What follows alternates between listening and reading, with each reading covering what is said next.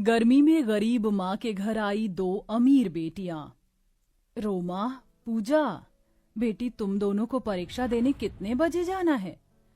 10 बजे का टाइम है माँ। ठीक है, मैं तुम दोनों के लिए गरम गरम खाना बना देती हूँ, खा कर जाना। गर्मी का मौसम है, बगैर खाए नहीं जाने दूंगी। ठीक है माँ, खा कर जाएंगे। चलो अब दोनों तैयारी करो। पर दुर्गा जैसे ही चावल का डिब्बा देखती है तो अंदर के मन से कहती है, हे भगवान, इसमें तो मुट्ठी भर ही चावल हैं। इतने में 4 परिवार का पेट कहाँ से भरेगा?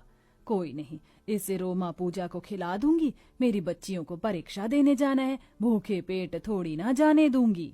इस दुनिया में माँ का दर्जा सबसे ऊपर ऐसे ही नहीं माना गया। एक माँ अपार दुख पीड़ा सहकर औलाद को पैदा करती है और उसकी परवरिश में अपनी नींद भी वार देती है। खुद भूखी रहकर अपना निवाला बच्चों को खिला देती है। दुर्गा भी ऐसी ही दुखियारिन माँ थी, जिसकी 2 बेटी थीं। दुर्गा के लिए उसकी दोनों बेटियां उसका सहारा, उसका सब कुछ थीं। माँ, दाल चावल तो बहुत ही स्वाद बना था, पर ये क्या, पतीले तो खाली हो गए। तुम्हारे लिए तो कुछ बचा ही नहीं, तुम क्या खाओगी? तुम दोनों ने खा लिया, मेरा पेट भर गया। ये लो दही शक्कर खाओ। अब जाओ, वरना परीक्षा के लिए देर हो जाएगी। दुर्गा आंसू पोंछकर बीमारी के बिस्तर पर पड़े अपने बूढ़े पति को उठाकर खिलाती है। राम दुलारे की आंखों में से झरझर आंसू बह रहे थे। हे भगवान, अजी आप रो क्यों रहे हैं? क्या हुआ?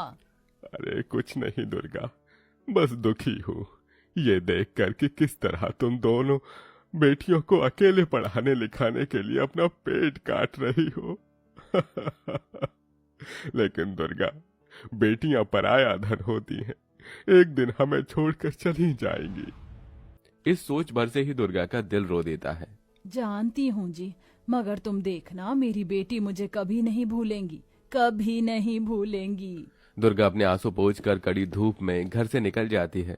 वो बड़ी बड़ी कोठियों में झाड़ू पोछा करती थी, जिसमें उसका पूरा दिन बीत जाता। इसीलिए वो अपने शरीर को कभी आराम नहीं दे पाती। न तो कभी अपने लिए एक साड़ी खरीदती और एक ही टूटी हुई चप्पल को बार बार हर तरफ से जोड़ कर पहनती, लेकिन अपनी दोनों बेटियों का चेहरा कभी उदास नहीं होने देती। इसी तरह दिन गुजरता है और दोनों का रिजल्ट आ जाता है। माँ, माँ कहाँ हो तुम? मैं यहाँ हूँ रोमा बेटी, आंगन में।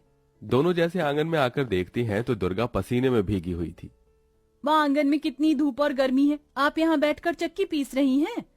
आटा खत्म हो गया था ना बेटी, इसीलिए कोटा का थोड़ा गेहूं कब से रखा पड़ा था तो पीस रही हूँ। माँ, गेहूं आटा चक्की पर दे आती, वो पीस देते। पूजा बेटी, चक्की वाला 5 रुपए पिसाई लेने लगा है, इतने कहाँ से देती? और 2 पैसे ऐसे थोड़ी ना बचते, कल को तुम दोनों की शादी भी करनी है। माँ, शादी वादी की छोड़ो, ये देखो आपकी बेटी ने पूरे जिले में टॉप किया है। मुझे पढ़ने के लिए शहर का सबसे बड़ा कॉलेज मिला है, जहाँ मैं फ्री में आगे की पढ़ाई करूंगी और 2-3 सालों में अच्छी नौकरी लेकर आपको और बाबा को, छोटी को वहीं बुला लूंगी। नहीं, मैं तुझे ऐसे अनजाने शहर में नहीं भेजूंगी, जाने वहाँ कैसे लोग होंगे। अगर जाना ही है तो शादी करके जा।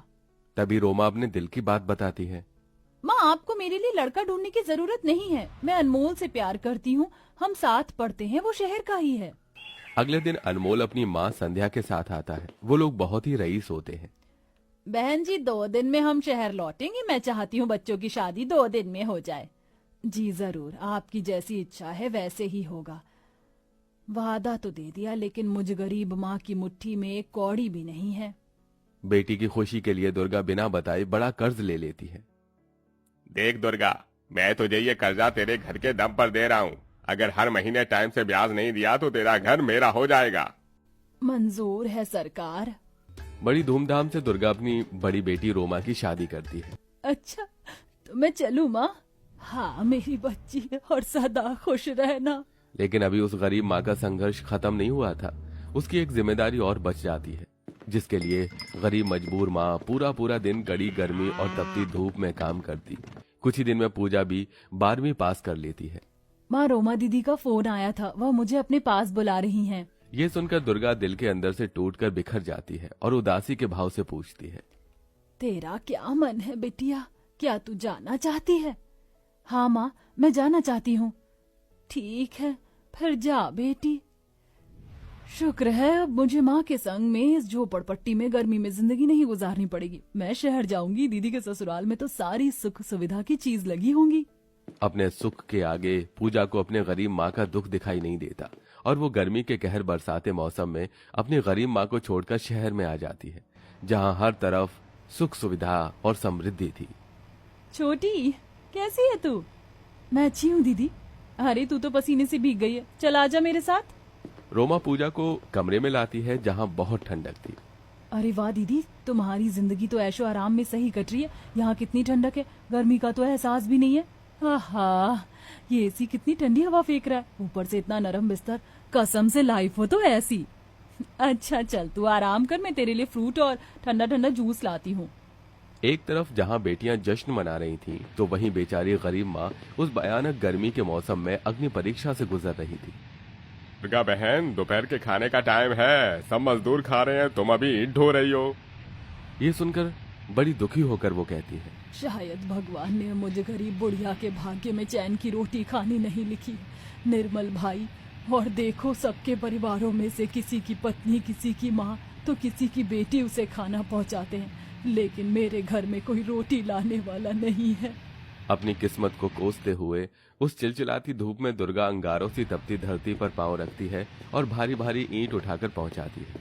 यूं ही दिन गुजरते हैं, जहां ना तो उसको दिन को मेहनत से चैन मिलता और ना ही रात को नींद, क्योंकि उसका कच्चा घर भट्टी जितना तपता रहता।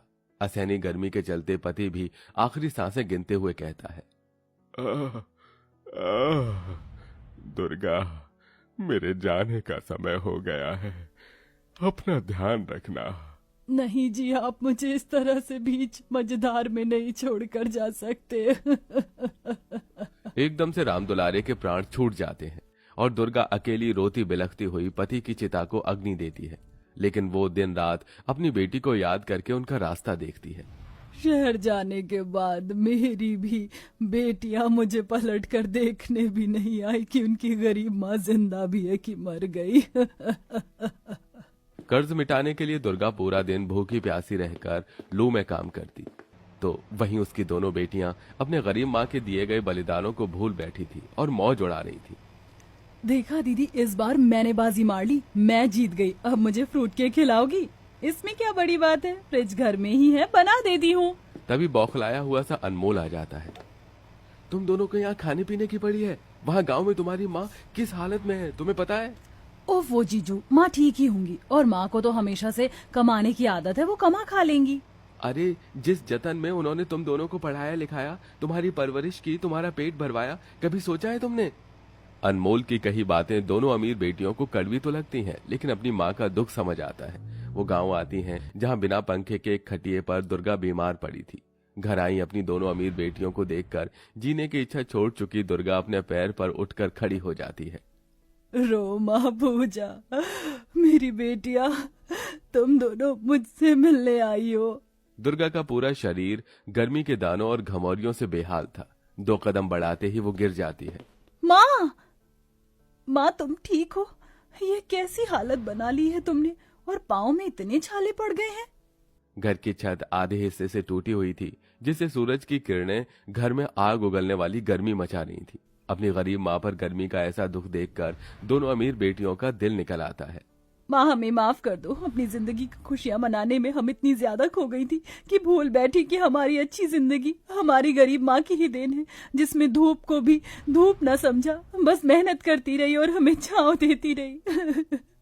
अब तुम हमारे संग रहोगी? नहीं बेटी, मैं अपनी जिंदगी की आखिरी उम्र इसी घर में गुजारना चाहती हूँ, यही मेरी इच्छा है। तो फिर हम इस इच्छा को पूरी करेंगे माँ। तुमने अपना फर्ज निभाया, अब तुम्हारी ये दोनों बेटी अपना फर्ज निभाएंगी। दोनों दुर्गा के लिए एक पक्का घर बनवाती हैं और सब सुख सुविधाएं लगवाती हैं, जिसमें दुर्गा अच्छे से रहने लगती है और दोनों बेटी कुछ कुछ दिन अपनी माँ के संग में रहकर बिताती थी। लेकिन कई ऐसी भी बदनसीब औलादें हैं जो माँ बाप के जीते जी उनकी कदर नहीं करते हैं।